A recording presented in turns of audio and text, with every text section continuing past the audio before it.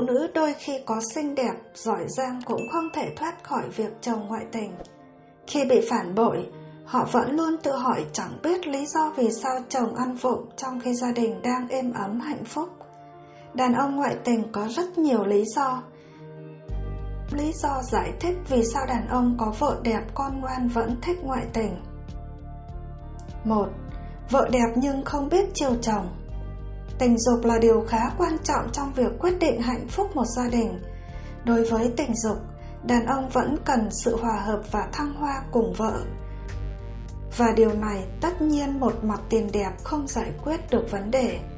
Vấn đề ở đây là kỹ năng và tâm lý của người làm vợ. Chỉ cần bạn biết cách chiều chuộng chồng, khiến chồng mê đắm trong cuộc chiến trên giường, thì chắc chắn chuyện ngoại tình sẽ không có cơ hội bén mảng tới và phá vỡ hạnh phúc gia đình của bạn. 2. Thích cảm giác mới lạ. Đàn ông ngoại tình vì cảm giác mới lạ khi bên bồ. Vì thế, dù có vợ đẹp con ngoan, đàn ông vẫn không cưỡng lại được ngoại tình. Một người thứ ba có thể xấu, kém hơn vợ nhưng đặc biệt cho đàn ông cảm giác mới mẻ khi ở bên. Đàn ông không thích hôn nhân quá tẻ nhạt, nhàm chán và ngoại tình cho họ cảm giác hoàn toàn khác. Họ thấy bản thân tươi mới hơn, vui vẻ hơn, nhưng đàn ông chẳng mấy ai ngoại tình mà bỏ vợ. Họ muốn có cả bồ và vợ. Vợ thì chắc chắn, còn nhân tình thì mới mẻ. 3. Nhân tình lãng mạn, biết nũng nịu. Nhân tình là những người có thể xuất hiện vì tận dụng những khuyết điểm của vợ để tạo ra những ưu điểm của bản thân. Khuyết điểm lớn nhất của nhiều người vợ là thiếu lãng mạn, tinh tế khi sống cùng chồng trong thời gian dài.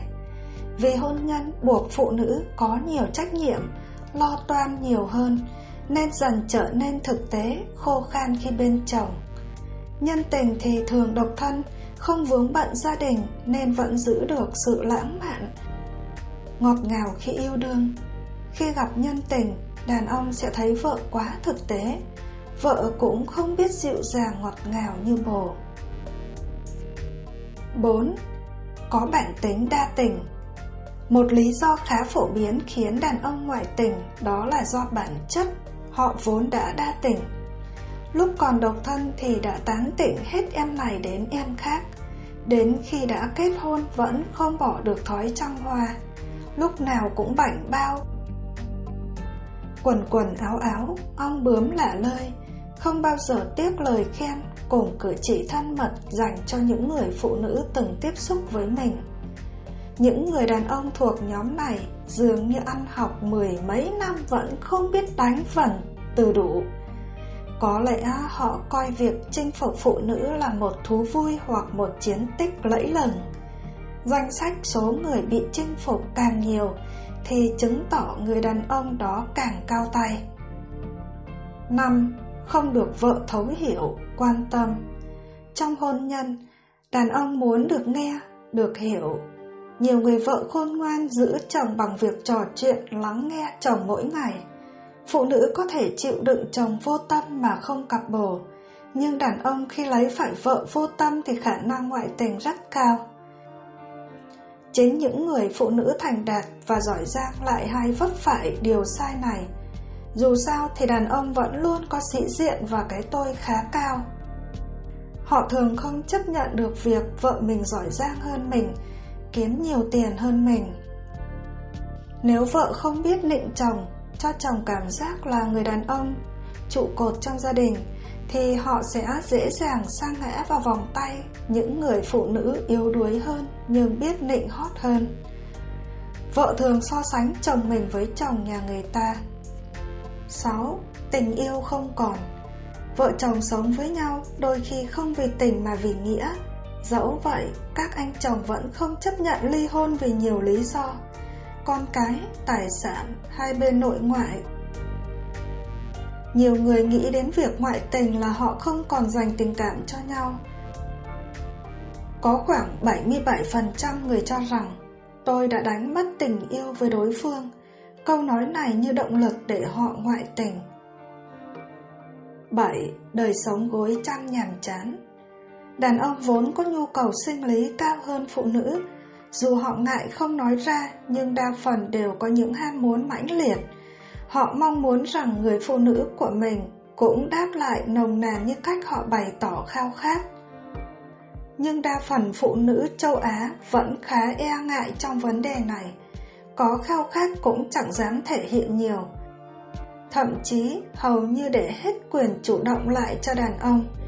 Thật ra, đàn ông đúng là có bản năng thích chinh phục thật, nhưng đôi khi họ muốn nhường quyền ấy cho nửa kia của mình để cả hai cùng thăng hoa theo cảm xúc. Nếu bạn không đáp ứng được vấn đề này, khả năng cao chồng bạn sẽ ra ngoài tìm kiếm một nơi giải tỏa khác ngay.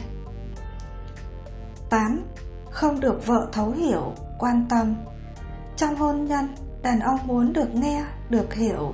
Nhiều người vợ khôn ngoan giữ chồng bằng việc trò chuyện, lắng nghe chồng mỗi ngày. Đặc biệt là khi trên giường, họ cũng muốn hiểu chồng cần gì, thích gì, và điều này nhiều nhân tình cũng hiểu rất rõ. Thậm chí còn cực giỏi khoản phòng the hơn vợ. Phụ nữ có thể chịu đựng chồng vô tâm mà không cặp bồ, nhưng đàn ông khi lấy phải vợ vô tâm thì khả năng ngoại tình rất cao. Và một số lý do khác khiến đàn ông ngoại tình dù có vợ đẹp, con ngoan. Cảm giác chinh phục. Điều gì từng mới cũng sẽ cũ. Vợ chính là những gì cũ mà đàn ông từng xem là mới. Và nhân tình có những gì đàn ông thấy mới. Vì thế mà muốn chinh phục, muốn có được. Nếu vợ không thể giữ bản thân mới hay cho đàn ông cảm giác thành tựu, chinh phục, họ sẽ dễ bị những người phụ nữ khác cám dỗ. Với đàn ông ngoại tình, chinh phục được người thứ ba cho họ cảm giác kiêu hãnh, và nếu nhân tình đặc biệt hiểu tâm lý này của đàn ông, khéo léo lôi kéo thì hoàn toàn có thể thắng vợ. Phụ nữ đôi khi có xinh đẹp, giỏi giang cũng không thể thoát khỏi việc chồng ngoại tình. Khi bị phản bội, họ vẫn luôn tự hỏi chẳng biết lý do vì sao chồng ăn vụng trong khi gia đình đang êm ấm hạnh phúc. Đàn ông ngoại tình có rất nhiều lý do. Đây là 9 lý do vì sao đàn ông có vợ đẹp, con ngoan vẫn thích ngoại tình. Chỉ cần bạn biết cách chiều chuộng chồng, khiến chồng mê đắm trong cuộc chiến trên giường, thì chắc chắn chuyện ngoại tình sẽ không có cơ hội bén mảng tới và phá vỡ hạnh phúc gia đình của bạn. Câu chuyện chồng khỏe mạnh không cặp bồ, vẫn yêu vợ nhưng cả năm không màng chuyện giường chiếu. Cuộc sống của vợ chồng tôi đã trôi qua rất bình thường. Ngoại trừ điều bất thường duy nhất là chồng tôi mất hết ham muốn với vợ. Chuyện hôn nhân thì muôn hình muôn vẻ, nhưng có lẽ không chị em nào rơi vào cảnh giống tôi. Khi chồng có biểu hiện lạ như không muốn quan hệ, kiếm cớ để tránh gần gũi, thì 100% chị em sẽ nghĩ chồng có tiểu tam bên ngoài, đúng không? Tôi cũng nghĩ y như vậy, nghi ngờ sự chung thủy của chồng suốt 2 tháng trời, nhưng kết quả lại sốc ngoài sự mong đợi. Thà rằng chồng cặp bồ chán vợ thì tôi đỡ bức xúc. Ấy thế mà sự thật hoàn toàn ngược lại. Cuộc sống của vợ chồng tôi vẫn trôi qua rất bình thường, ngoại trừ điều bất thường duy nhất là chồng tôi mất hết ham muốn với vợ thôi. Vợ chồng tôi làm chung tập đoàn. Anh ở công ty mẹ, còn tôi làm quản lý công ty con. Kể ra thì cũng khó có thể biết hết mọi hoạt động của anh trên phòng. Trợ lý của anh là nam. Các nhân viên cấp dưới không có ai đáng nghi cả, nên chắc chắn là chồng tôi không cặp bồ công sở. Mấy tháng nay giãn cách dịch nên anh cũng ở nhà suốt với vợ. Khi hết việc rảnh rỗi thì anh ngồi xem phim, đọc sách. Tôi không thấy có dấu hiệu nào đáng nghi. Thi thoảng chồng ngủ tôi mở điện thoại anh ra kiểm tra. Tôi biết mật khẩu nên thoải mái vào xem. Cũng không thấy chồng nhắn tin gọi điện cho bất kỳ người phụ nữ nào ngoài sếp của anh. Ấy thế mà vợ chồng tôi đã 1 năm rồi không quan hệ. Vâng, chính xác là 1 năm 3 tuần. Lần cuối cùng mặn nồng với nhau là ở chuyến du lịch Hội An. Nói hơi thô chứ thật sự lâu lắm tôi không biết mùi vị sung sướng là như nào. Mấy tháng đầu tôi cũng hơi khó chịu, thi thoảng mặc váy ngủ sexy rồi gạ khéo chồng, nhưng anh toàn bảo mệt nên đi ngủ sớm. Tôi cũng cáu giận, dỗi hờn đủ kiểu, rồi còn khóc lóc cãi nhau bảo anh chán vợ rồi. Nhưng chồng tôi chỉ cười rồi ôm vợ khẳng định không có chuyện tình cảm phai nhạt. Dần dà tôi cũng quen với việc ăn chay, kệ chẳng hỏi nữa, nhưng tối nào chồng cũng ôm ấp rồi nói lời yêu thương khiến tôi thấy hơi khó chịu. Thấy tôi dạo này hay ngồi ngoài ban công suy tư nên mẹ chồng gọi vào phòng tâm sự. Tôi bèn kể cho mẹ nghe nỗi băn khoăn trong lòng. Tôi nảy ra ý định nhờ mẹ chồng hỏi dò xem lý do tại sao chồng tôi lại bỏ bê chuyện giường chiếu, dù không hề có sự cố gì xảy ra. Quan hệ hôn nhân của chúng tôi vẫn rất tốt đẹp, chẳng hề rạn nứt. Chúng tôi cưới nhau 3 năm rồi nên dự định sẽ có con trong vòng 5 năm. Bố mẹ hai bên bắt đầu sốt ruột khi nghe tôi kể chuyện chồng lãnh cảm thì mẹ chồng tỏ ra lo lắng. Thực sự cuộc sống của tôi hiện tại rất ổn, sức khỏe hai vợ chồng cũng tốt. Ông xã tôi không hề yếu sinh lý. Vậy thì nguyên nhân khiến anh bỗng dưng sống như đi tu là gì đây? Mẹ chồng đã đợi thời cơ để hỏi giúp tôi, nhưng câu trả lời từ con trai bà vẫn là chẳng có gì cả. Hay là chồng tôi muốn thay đổi giới tính hả mọi người? Phải làm sao để anh ham muốn lại với vợ đây?